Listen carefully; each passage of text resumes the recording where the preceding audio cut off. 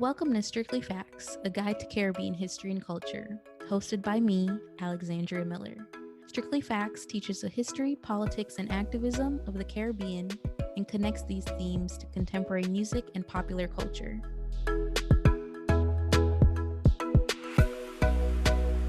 Welcome, Strictly Facts fam. Thank you for tuning in to another episode. We hope you had a great Caribbean American Heritage Month last June. And you know, Strictly Facts is here to keep you celebrating Caribbean history all year round. We are back with our second feature for Big People Things with none other than the mother of Caribbean Carnival in Britain, Claudia Jones. Claudia Jones is one of the most significant yet under-discussed Caribbean women activists of the 20th century. She spent most of her life living in the diaspora, advocating for the rights of the working class, for women, and for Caribbean migrants in England, which she is most recognized for. Hailing from Trinidad and Tobago, Claudia Vera Cumberbatch was born on February 21st, 1915, in Belmont, Port of Spain, to Charles and Sybil Cumberbatch. She and her family, including her three sisters, later immigrated to New York in February 1924. Jones had a very active adolescence in New York as a member of the junior NAACP, in addition to studying drama at the National Urban League, a New York-based community organization focused on social justice for Black people in the U.S. Jones' family was working class, and upon graduating from high school in 1935, she worked in laundry, in factory, and in retail industries, all while continuing her activism, including through her very own column, Claudia Comments, in a Harlem newspaper. This time was also a major catalyst for Jones' activism, beliefs, and party affiliations. Through her support for the freedom of the Scottsboro Boys, a series of cases beginning in 1931 in which 9 Black teenagers were falsely accused and convicted of rape in Alabama, Jones joined the Communist Party and went on to later become a leader in the Young Communist League. Jones spent roughly the next 2 decades as a writer and editor of various newspapers like the Daily Worker and Spotlight, and she advocated for the youth, for civil rights, and the rights of immigrants and women, to name a few. As a Marxist, Jones also supported workers' rights, especially the rights of working class Black women, which she wrote at length about, as I quote, as workers, as Negroes, and as women, highlighting the triple burden or triple oppression, or what we would call today intersectionality, of Black women's experiences. She wrote about this at length in her most famous 1949 article, An End to the Neglect of the Problems of the Negro Woman, and used her leadership to challenge the Communist Party's views on race and gender. In it, she wrote, and I quote, "The bourgeoisie is fearful of the militancy of the Negro woman, and for good reason. The capitalists know far better than many progressives seem to know that once Negro women begin to take action, the militancy of the whole Negro people and thus the anti-imperialist coalition is greatly enhanced." End quote. In addition, Jones toured throughout the U.S., speaking at rallies, recruiting for the Communist Party, and reshaping women's organizations for various states. She also campaigned for causes like equal pay, job training, childcare programs, and even daytime classes for women. All of this work made Claudia Jones a target of U.S. surveillance. She was first arrested and threatened with deportation in 1948 and went on to spend the next 7 years in and out of the courtroom for committing, and I quote, un-American activities until her eventual deportation in December 1955.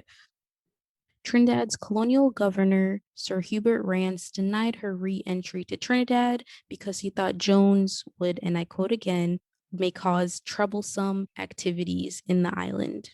So she was granted stay in the UK, where she continued her activism as part of organizations like the Communist Party for Great Britain and the West Indian Forum and Committee on Racism and International Affairs. She worked alongside both new and familiar names to Strictly Facts like Amy Ashwood Garvey and Beryl McBurney from Jamaica and Trinidad and Tobago, spearheading movements for Britain's growing Black population and fighting racial discrimination amidst the growing racial tensions brought on by migrations like Windrush, which we discussed in episode 3.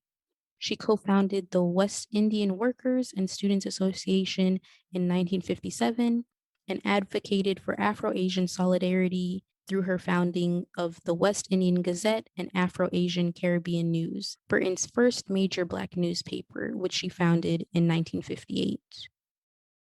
In January 1959, Jones launched Britain's first Caribbean carnival, now known as the Notting Hill Carnival, in response to a series of white-led riots on the Afro-Caribbean community in the summer of 1958, featuring Trinidadian creatives and musicians like Edric Connor and Bosco Holder. The celebrations went by the slogan, "A people's art is the genesis of their freedom," and raised money to help those affected by the Notting Hill riots. Her efforts continued beyond the UK, like in 1963 when she represented Trinidad at the World Congress of Women in the Soviet Union. And she also gave speeches in places like Japan and China and organized against apartheid in South Africa in 1964. Amidst all of her accomplishments, Jones had a long history of health complications, which were further exacerbated by her time in jail in the US. She sadly passed away from a heart attack on December 24th, 1964, at just 49 years old. Claudia Jones' work as a communist writer, journalist, and political organizer continues to live on in organizations, lectures, and even a plaque in Notting Hill celebrating the mother of Caribbean Carnival for all her contributions to the Caribbean community. She's buried to the left of her political idol, Karl Marx, in London. Oyago! Stay tuned for Strictly Facts Sounds, where we connect our history to pop culture. This Strictly Facts Sounds combines writing and film in celebration of Claudia Jones. To learn more about Jones' life, check out Dr. Carol Boyce Davies' biography, Left of Karl Marx, The Political Life of Black Communist Claudia Jones, and the edited collection of Jones' writing entitled Claudia Jones Beyond Containment. There is also an amazing 5-part series on Notting Hill Carnival's history available from the Open University, and the 2010 documentary Looking for Claudia Jones, directed by Nia Reynolds, which details her life by some of those closest to her.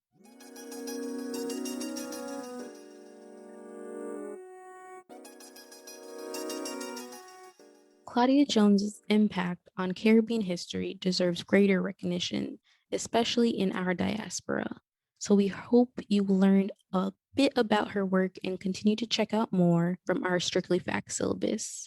Claudia Jones is big people tings indeed, and we hope you enjoyed this episode. Let us know who else you'd like to learn about by sending us an email or a DM on social media. Look more, Strictly Facts fam.